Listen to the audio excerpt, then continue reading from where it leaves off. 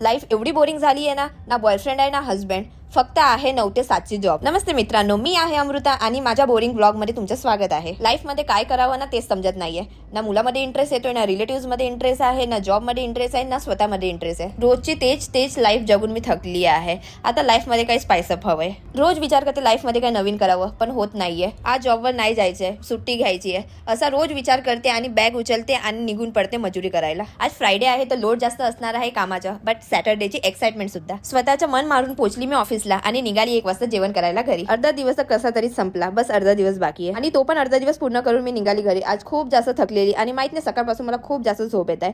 जिथे पण पडत आहे तिथे झोपूनच जात आहे. आज थंडी पण खूप होती बाहेर आणि आजचे ऍटमॉस्फिअर पण खूप छान आहे. मोबाईल बघता बघता कधी झोपून गेली ना काहीच कळलं नाही. मस्त 1 तासाची झोप घेतली. कधी कधी आपण खूप विचार करतो, पण स्टार्ट कुठून करायचं तेच समजत नाही. जेवढा जास्त विचार करणार तेवढ्या जास्त गोष्टी डिले होतात.